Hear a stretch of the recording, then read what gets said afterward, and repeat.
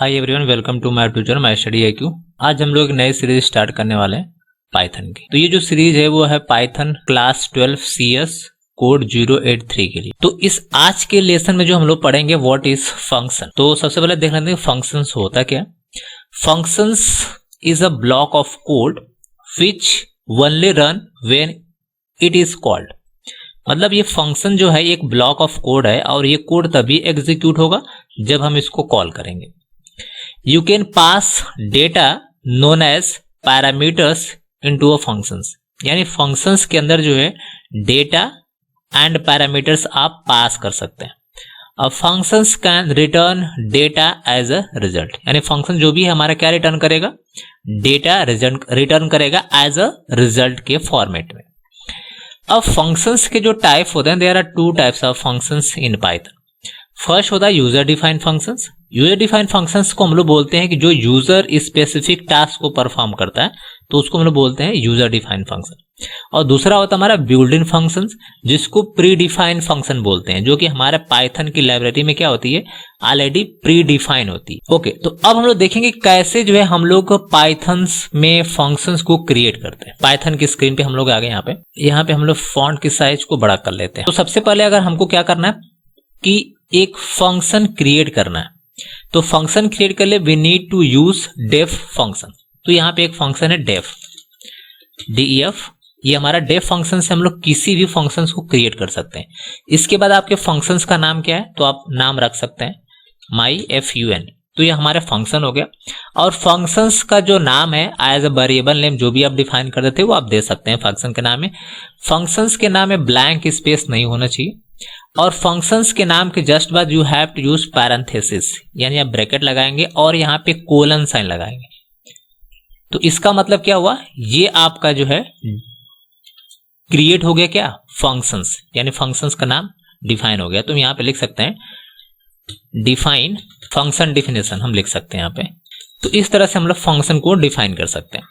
अब इसके अंदर जो है कोई स्टेटमेंट अगर आपको लिखना है तो आप लिख सकते हैं। हमने यहाँ पे लिखा प्रिंट, कोई भी मैसेज आपको लिखना चाहो आप लिख सकते हो। ओके, तो हमने यहाँ पे एक मैसेज लिख दिया और इंटर कर दिया। तो इस तरह से हमने क्या किया, एक फंक्शन हमने क्रिएट कर दिया।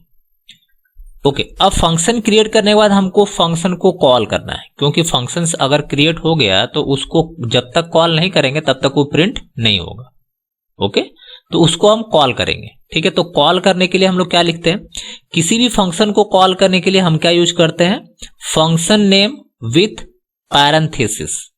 सपोज दैट हमारे पास फंक्शंस हमने क्रिएट किया है, तो फंक्शंस का नाम क्या है, myFun है, और ये पैरेंथेसिस अगर हम दे देंगे तो ये हमारा फंक्शन क्या हो जाएगा, कॉल हो जाएगा। तो यहाँ पे हम एक कमेंट लाइन पास कर सकते हैं, फंक्शन कॉलिंग। ये हमारा फंक्शन से यहाँ पे कॉल होगा। अब हम इसको एग्जीक्यूट करके देख लेते हैं कि आउटपुट क्या आता है।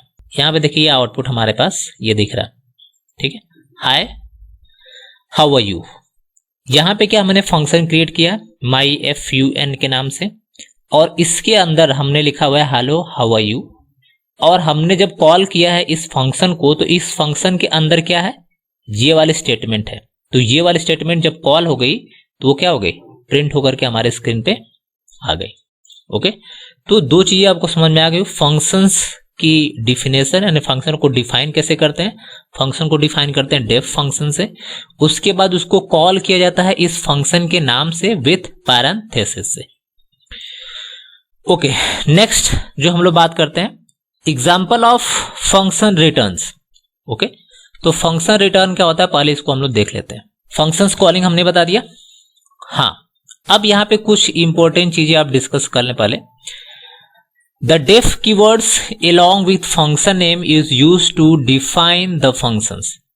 यानी कि अगर आपको फंक्शन डिफाइन करना हो तो we need to use def keyword। Okay, next बोला है कि the identifier rule must follow the function name। यानी जो आइडेंटिफायर नेम होता है उसको आपको रूल को फॉलो करना होता है फंक्शंस का किसी भी नाम को अगर डिफाइन कर रहे हैं तो। पॉइंट नंबर थर्ड है अ फंक्शंस एक्सेप्ट द पैरामीटर्स। यानी फंक्शन जो है हमारा क्या कर सकता है, पैरामीटर्स का मतलब आर्गुमेंट एक्सेप्ट कर सकता है। बट ये क्या है, दे कैन बी ऑप्शनल, ये ऑप्शनल है, अगर आप चाहते हैं आर्गुमेंट पास करना तो पास कर सकते हैं, अदरवाइज ये ऑप्शनल है। The functions block is started with colon sign, and जो फंक्शन का ब्लॉक होगा वो स्टार्ट किससे होगा, कोलन से होगा। And the block of statement must be at the same indentation, मतलब कि जो हमारा फंक्शंस कॉलिंग होगा उसी का आइडेंटेशन क्या होगा, एग्जैक्ट सेम होना चाहिए, ऐसा नहीं कि स्पेस या टाइप के बाद होगा तो एरर बताएगा। Next, return statement is used to return the value, यानी जो रिटर्न स्टेटमेंट होगी हमारी ये क्या करेगी, वैल्यू को रिटर्न करेगी। अब फंक्शंस का है ओनली वन रिटर्न, यानी एक फंक्शन में सिर्फ और सिर्फ एक ही रिटर्न स्टेटमेंट या फंक्शन होना चाहिए। रिटर्न स्टेटमेंट के बारे में हम लोग देख लेते हैं, ये इंपॉर्टेंट फंक्शन है। The return statement is used at the end of the functions and return the result of the function, मतलब ये क्या करता है कि जो भी हमारा फंक्शन के एंड में हम उसका इस्तेमाल करते हैं, और ये क्या काम करता है, जो भी हमारा रिटर्न टाइप का रिजल्ट होता है फंक्शन का उसको डिफाइन कर देता है, डिस्प्ले कर देता है। It determine the function execution, ये क्या काम करता है, जो हमारा फंक्शन का एग्जीक्यूशन होता है उसको डिटरमाइन करता है। And transfer the result where the function called, यानी हमारे रिजल्ट को ट्रांसफर कर देता है कहां पे, जहां से ये फंक्शंस कॉल किया जाता है। The function statement can not be used outside the function, यानी जो फंक्शन का रिटर्न स्टेटमेंट है इसको फंक्शन के बाहर आप यूज नहीं कर सकते। चलिए इसका एग्जांपल देख लेते हैं। ओके, तो इसका एग्जांपल के लिए हम यहां से फंक्शन का नाम हम रख लेते हैं यहाँ पे कि फंक्शन का नाम है सम, SUM, सम नाम का हमने फंक्शन क्रिएट कर दिया। और इस सम नाम के फंक्शंस में हम यहाँ पे कोई वैल्यू को ऐड करते हैं। सपोज दैट हमने यहाँ पे लिया a इक्वल्स टू 10, हमने यहाँ पे दिया bb equal to 20 and cc equal to AA plus bb। Okay, और इसके जस्ट बाद हमने यहाँ पे लिखा रिटर्न, और रिटर्न में हमने cc करके एंटर कर दिया। ओके, तो ये हमारा फंक्शंस यहाँ पे बन गया। अब क्या करना है हमको कि इस फंक्शन को कॉल करना है। तो इस फंक्शन को कॉल करने के लिए हम क्या करेंगे, एक फंक्शन लिखेंगे, जैसे यहां पे हम लिखेंगे प्रिंट, और प्रिंट के जस्ट बाद जो भी आप मैसेज देना चाहते हैं लिख सकते हैं, द सम इज, कॉमा हमने लगा दिया, एंड हमने यहाँ पे दिया जो हमारा फंक्शन होगा, हमने सम दे दिया और हमने ब्रैकेट ओपन एंड क्लोज कर दिया, this is the bracket close. Okay, अब क्या होगा, ये हमारे पास एक फंक्शन है जिसका नाम क्या है, सम है। इस फंक्शन के अंदर ये हमने कोड लिखा हुआ है, a के अंदर 10 होगा, b के अंदर 20 होगा, और c क्या काम करेगा, a एंड b की वैल्यू को ऐड करके c के अंदर स्टोर कर देगा। और ये जो रिटर्न फंक्शन है इसको ट्रांसफर कहां पे कर देगा, जहां से ये फंक्शन कॉल हुआ है। तो ये जो रिजल्ट होगा c का वो कहां पे स्टोर हो जाएगा, SUM कर देते हैं, सम है। तो ये सम में क्या हो जाएगा, स्टोर हो जाएगा। अब जब स्टोर हो जाएगा तो यहाँ पे हम प्रिंट कर रहे हैं द सम इज, यहाँ पे सम का वेरिएबल को हमने कॉल किया है, फंक्शन को कॉल किया है, तो क्या होगा, हमको रिजल्ट यानी आउटपुट डिस्प्ले हो जाएगा। चलिए अब इसको हम लोग सेव कर लेते हैं, और सेव करने के बाद हम इसको यहाँ पे रन करके देखते हैं।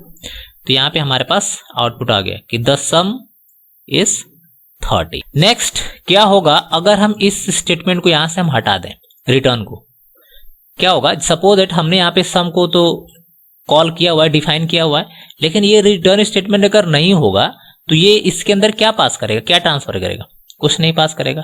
तो हमारा रिजल्ट क्या आ जाएगा, नन आ जाएगा। अब इसको भी सेव करके देखते हैं कि रिजल्ट क्या आता है।